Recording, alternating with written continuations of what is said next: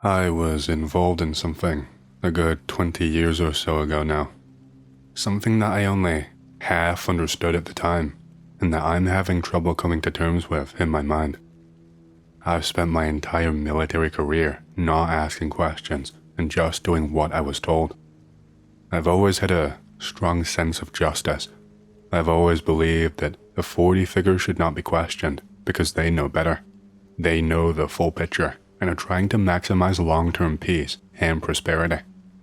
But I'm not sure I really think that anymore. I'm not going to tell you anything about my identity, where my home country is, or anything like that. I feel too much shame. I don't want to be attached to this, even though I know that I deserve that shame. My unit, it was attached to a NATO deployment in a rural area in Afghanistan. By this point in time, NATO had expanded its operations to cover the entire country and took responsibility for engaging with Taliban forces, especially in the east. It was a mess, to say the least. Orders were constantly changing and being overruled mid-operation. Superiors disagreeing, unit leaders deciding to take certain things into their own hands. If I'm being honest, there was no real accountability. It was like the blind leading the blind, who then decided that they knew better. I witnessed so many horrible things. So much horrible mistreatment of people that still haunts me. Sometimes, our orders were just to shoot indiscriminately, and that led to a lot of civilian deaths. Some areas that we headed into, everyone was designated as a hostile. Some of the maniacs that I served with, well, they didn't even need an excuse. The place that my unit was, it was barely even a blip on the map. It was just a tiny little outpost village with a few scattered buildings and barely any infrastructure. Not even so much as a makeshift hospital in this place. The orders that we were given were pretty muddy and unclear. I'm not sure exactly what my CR was told about this mission, but the orders trickled down to us as there being instability in the area. Apparently, the Taliban were rumored to have been using this village to store arms and explosives. They were using this village out of the way to restock and hide and exchange information. That was only part of the puzzle. Everyone in this village was marked as an enemy. We had free rein to shoot anyone who so much as blinked. We were ordered to take or destroy any arms caches that we might find and neutralize any hostiles. We were also told that if possible, we should extract anyone surrendering and take them back as prisoners. We were told explicitly to wear our MOP gear at all times during this mission. This was in case they were in possession of chemical weapons, which during that time they were rumored to have. I think it was all bullshit, but I think a similar thing was being spread around during the initial invasion of Iraq too. I think it was just a fear-mongering thing. From the intel that we had, there were a mass of civilians also occupying this village, that the Taliban were using them as shields so that we would not deploy any kind of ordnance in that area and that we would have to send ground forces. We were told that extracting these civilians would be a top priority and that we would be transporting them out of there to a holding facility to be screened and processed. But we were also told to watch for anyone showing any signs of distress, no matter the age or level of compliance, that these people were volatile and that any one of them could be an enemy, that we were clear to shoot if they showed any signs of being aligned with the Taliban. It seemed a strange thing to say, but it's something that I really took note of. We set out earlier in the morning, just after first light. Our units were underfunded and undersupplied. A nighttime raid was not possible because we didn't even have the batteries to power our MVGs. They were in short supply and were being kept for superior officers, and we were told to adapt and make do. We made the initial journey just using open-top Humvees, as that was all that we had available. Once we got to the perimeter of the village, we dismounted and moved in formation to scout out the village. We were met with no signs of resistance at all, and from the outside, it looked as if the place was just normal. None of the villagers even fled when they saw signs of us. They just carried on with their routines as usual. They all moved so strangely in retrospect. The villagers I saw, they all seemed to move so mechanically and with perfect posture. But they didn't actually seem to be doing anything. It was like they were mindlessly carrying out the same tasks again and again, without really realizing what they were doing or why. There was one old lady. She had this basket that she would pick up and carry out front. It was empty, and her clothes were already hung out to dry, but she would unclip the clothes, put them in the basket, and then hang them again. My CO was in the lead, and he made our intentions very clear to everyone in the village about our goal, and he asked them to comply. But none of them really seemed to pay attention, not so much of a look in his direction. He started telling people to get down on the ground, that they would be escorted out of this area, that we needed to search and secure the place, and that we needed to ask them questions elsewhere. A few did so. They just got down on their knees without question, but others just ignored it. Our CO gave the order to start escorting people, and we did so. Not a word was said by any of the people I moved. I would zip tie their hands, and they would look straight forward, but it was like they were looking right through me. It didn't take long though before everything went to shit. One of the soldiers in my unit, they went to grab this woman. I think she was a mother, maybe in her 30s or 40s. I saw the whole thing because I was walking back to the village.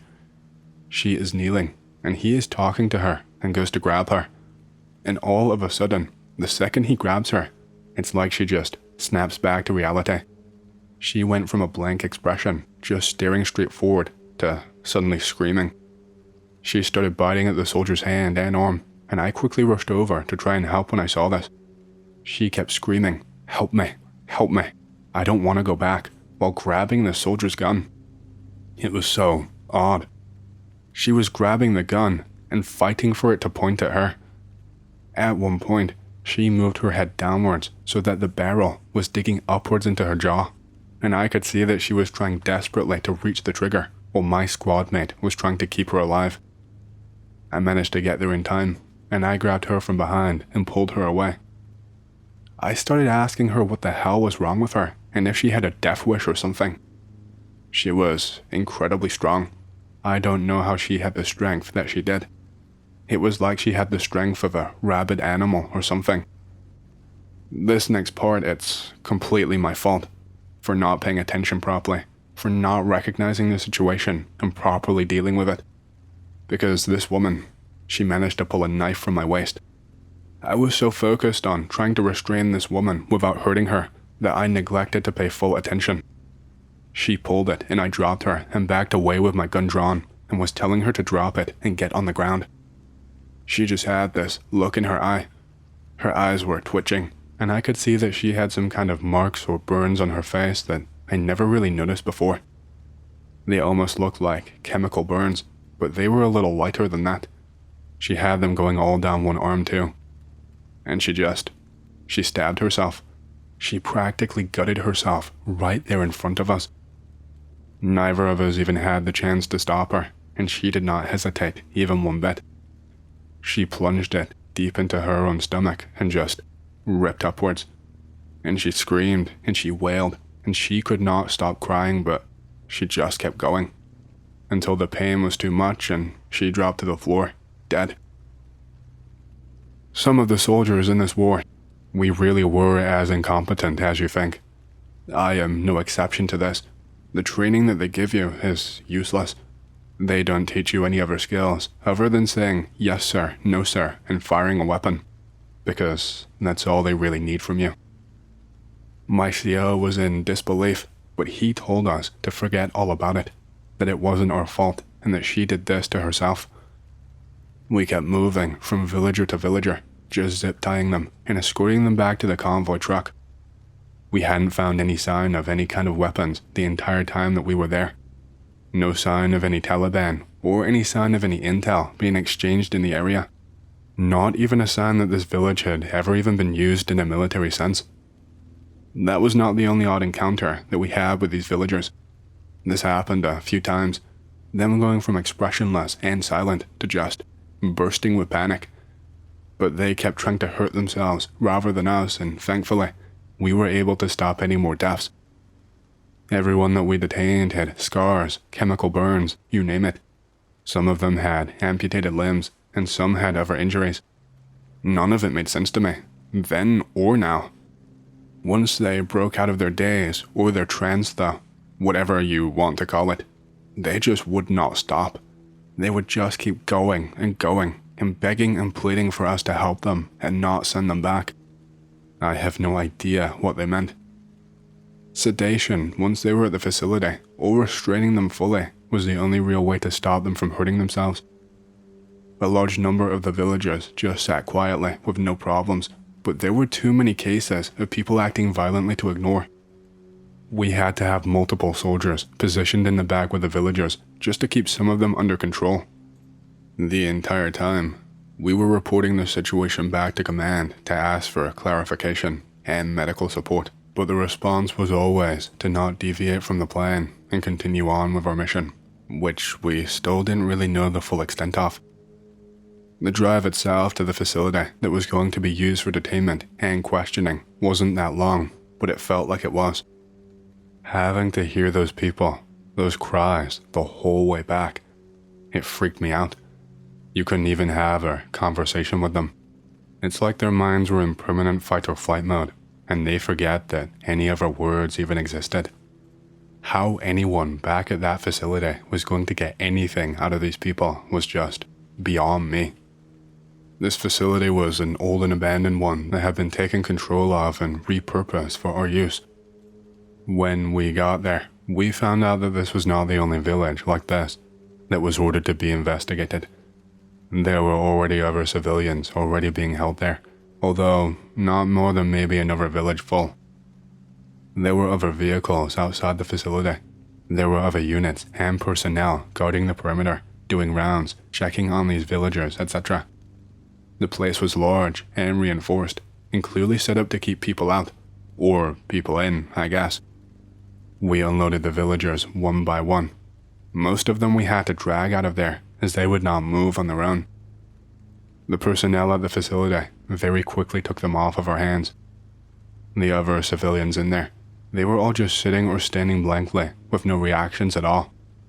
They did not even look like they were breathing. The ones that we had who were still kicking up a fuss, they were quickly sedated and taken to another area of the facility.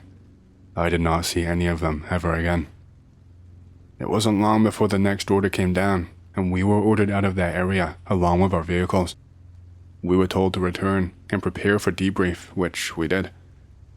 We really were not told very much about what happened.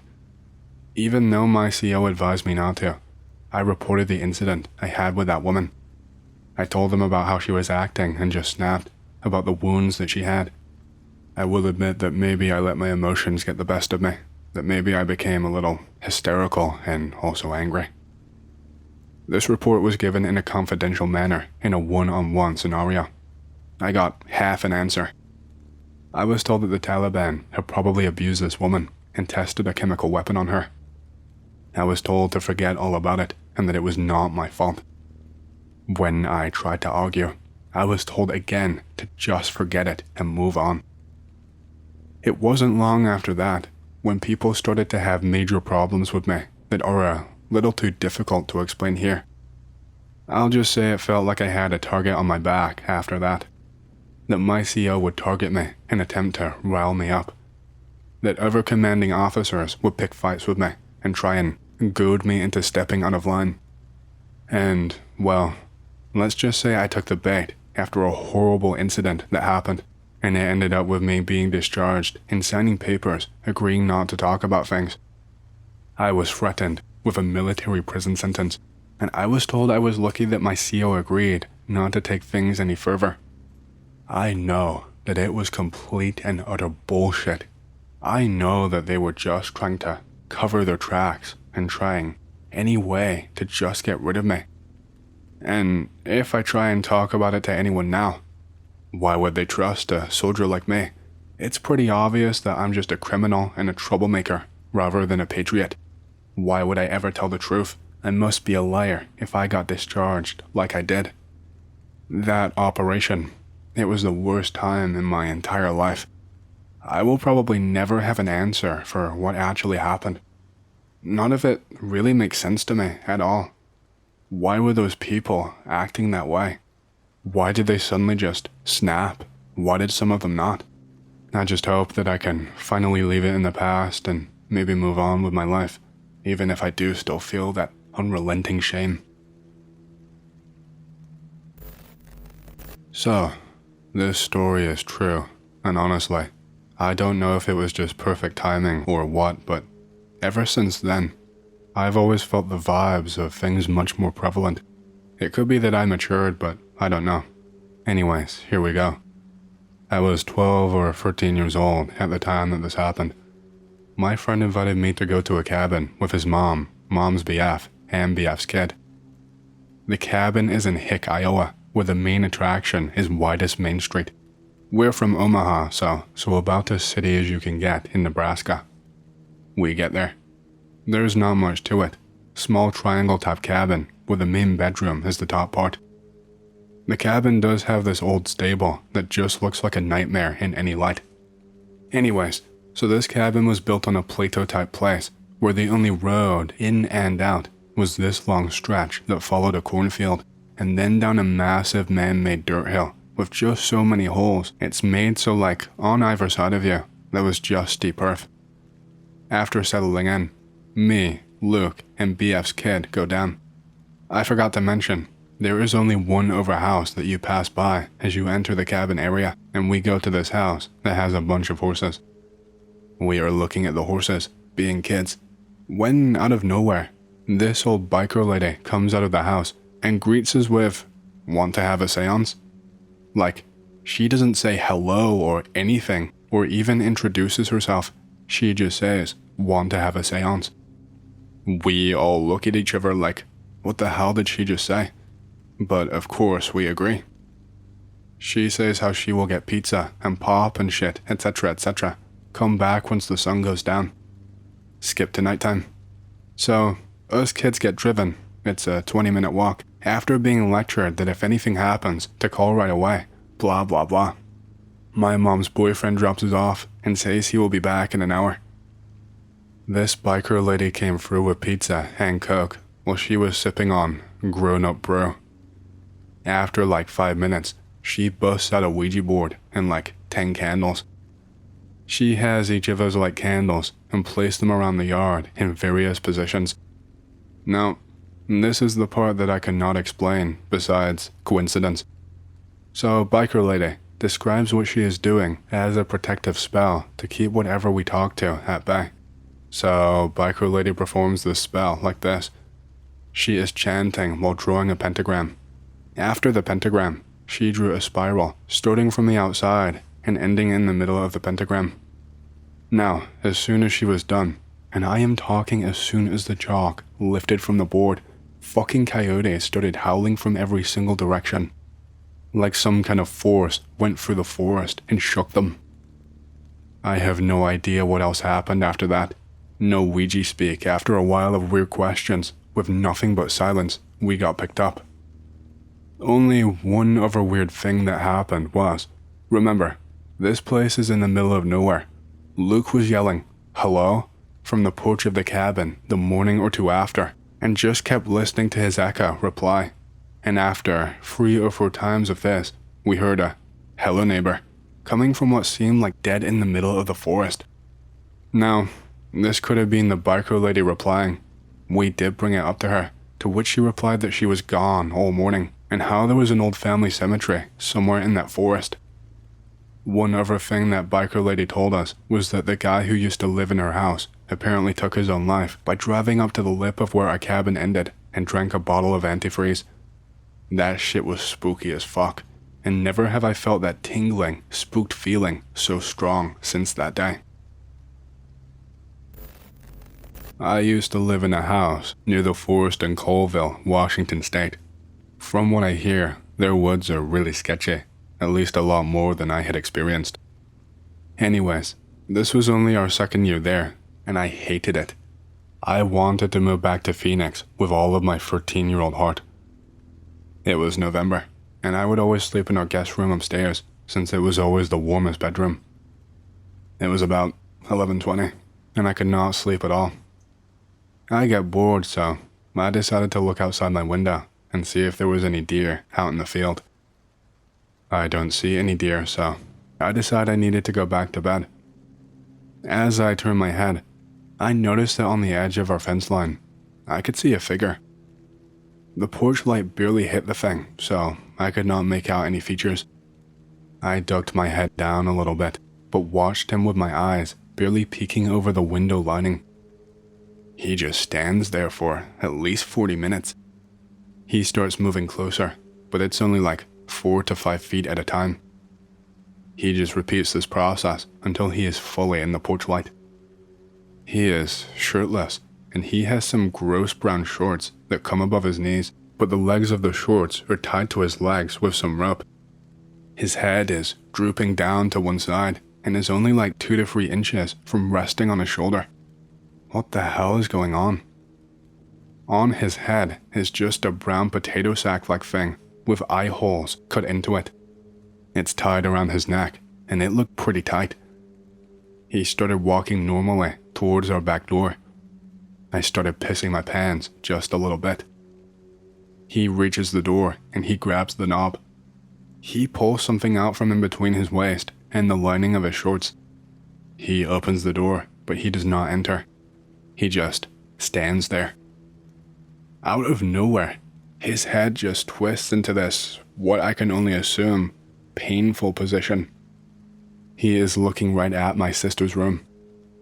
He stares for almost another 10 minutes before shutting the door and walking off. There are weird symbols in black on his back. We moved around 3 months later. I barely slept for those entire 3 months. I guess I'll tell my story. Why the hell not? I used to live in Spooky Central back in the days. I was around 10 years old, living in the outskirts of a big Russian city. My dad was a worker in the local prison, which literally was right around the corner of our house. If I went outside, I could walk along the prison walls and see armed soldiers patrol along them with guard dogs. A perfect environment to grow up in as a child, you see. There were also many shady types roaming along the halls. The wall was high, but not high enough to hide the windows of the prison cells. There was a huge sign there stating, "Communicating with the prisoners is strictly prohibited." Of course, the guys roaming along these walls did not really care, as long as there was no patrol in sight. You would often see some drugged up women shouting for their imprisoned husbands, some oligarchs beside their huge SUVs speaking with their lackeys, or just some drunk idiot visiting a friend. Well, even I, with my 10 years of age, realized that in Soviet Russia, the prison personnel would not allow this shit for very long. One day, I go to a friend's place who lives a good walk away on the other side of the prison. I walk along the wall and see some dude standing beside an expensive Mercedes screaming over the wall. No big deal. Business as usual. I mind my own stuff and go on. Suddenly, the door of a guard tower in front of me opens up and a squad of armed guys streams out from it. I really mean dudes with their AKs loaded and balaclavas over their head, running towards the Mercedes. The dude stares at them wide-eyed while they scream at him to get down on the ground with his hands on his head, rifles pointed directly at him. Of course, he tries to flee, thinking he did not deserve such treatment, and jumps at the wheel, while cursing all the while. The dudes from Spetsnaz do not like such jokes, and while nobody fires, one of them proceeds to run up to the Mercedes and stabs the dude's tire with a bayonet. The driver now has his pants full and is surrounded by a squad of angry guys with assault rifles, and they all freeze in complete silence. All you can hear is the door unlocking and him getting out with his hands up. The soldiers handle him rather roughly and pull his stupid ass along to the guard tower. I just stand there baffled and afraid that I am going to get caught up in this as well. Nobody gives me a second glance, and the stream washes into the tower, pulling in the guy and tearing his suit in the process. I shrug it off, seeing I am free to go, and go to my friend's place. Okay, I guess I will throw in another one. considering I could speak all day long about this weird as hell area that I lived in back then. On the other side of the prison, there is a garage jungle, pretty much a huge compound with garages built in similar fashion. As far as I know, everyone was free to get himself one of them and do whatever they wanted in them. I think that it would not be far from reality to suppose that there were illegal alcohol breweries and some shots with weird shit in them, but I never went deep into the jungle, considering that you could never know what could happen in there. Me and my friends used this to play around and do stupid shit. I had a childhood which was filled to the brim with proving your worth and being reckless, so it was just another episode at that point. We used to climb one of the garages at one point and ran above the jungle by jumping over the gaps between the garages. Some of them were close to 3 meters and above.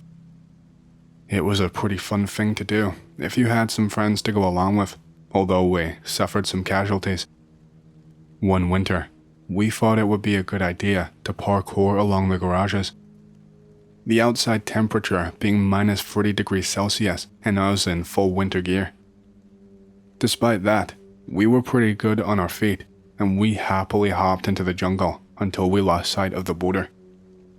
I am really tired out at this point and planning on going back, but one of my idiot friends decided it was a good idea to have a proof of manliness right here. He demanded that everyone who has balls hanging between his legs has to jump the gap on the right, which was approximately close to 4 meters. Even in high summer, it was a gruesome demand, but right here, it was pure insanity. But as in any group, there is always some stupid kid who always has to prove himself to the group. In this case, it was a good buddy of mine, who sadly was way too blue-eyed for this world. I tried to convince him that his balls would remain in their place when he refused, but he was sure that they would shrivel from being a coward. I just called him an idiot and wished him good luck at breaking all of his bones on ground impact. The garages were pretty high, and there was certainty to breaking a leg or an arm. As he stomped along the garage, increasing velocity for the jump, some deep gruffy voice from below exploded in insults, telling us to get the fuck off his garage. Obviously, the people inside those things did not like us trampling on their roofs. My friend, startled by this emotional shockwave and already tired and encumbered by his winter gear, lost much force in the jump. He stumbled on one step and looked like he hesitated, but he took the jump anyway, having reached the point of no return. Despite being athletic in general, he did not make it at all. He crashed against the wall of the other garage full force and flew head down to the ground.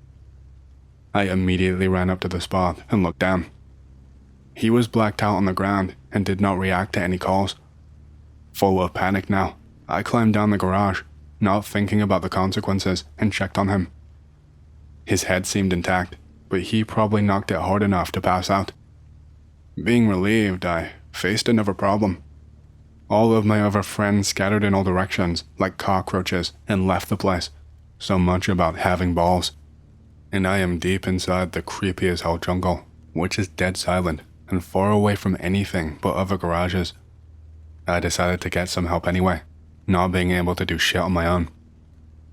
Obviously, I was not going to visit the guy who was in the garage below us, so I went out to one of the streets and looked for open doors. One of them was relatively close, and I ran up to it, hoping to just find some dude working on his car. Of course, I did not have such luck. The garage was dark as hell and had no car inside. What I did find, though, was a terrible chemical stench hanging in the air, which nearly made me pass out, and a ton of bottles and canisters all lined up. And finally, after pulling my scarf up to my face to protect myself from the fumes, I looked around the corner and found someone sitting on a chair in front of a big steel bucket with some fluid inside. Having his back towards me, the figure seemed to sleep or rest or whatever.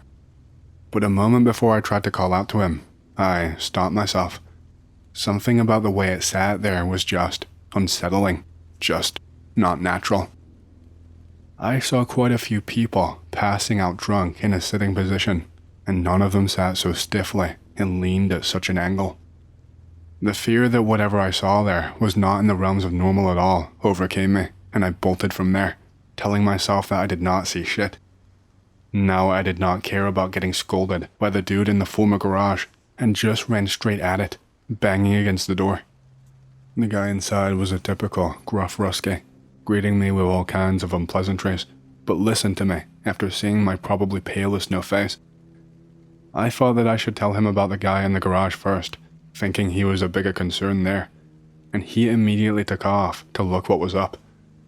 While he did this thing, I walked over to my friend to see that he is sitting there with a dumb look on his face and rubbing his head. I was relieved to see that he was alright, and I told him that he was a brain-rotten idiot. I waited for the guy to come back. He comes around the corner after 2 minutes with a serious look on his face and tells us that he will accompany us to the border. All the way back, he does not want to tell us what was up with the sitting figure in the other garage and promptly tells us to shut our mouths. We exit the jungle and say goodbye to the man, who tells us he will skin us if he ever sees us in the proximity again. I concluded that this guy in the stinking garage must have been some junkie, mixing some chemicals in private and got the wrong stuff into his bucket, which made him pass out and probably die in the process. It should not be surprising, but still. I did not go around those parts anymore. Who the hell knows what might be going on there today?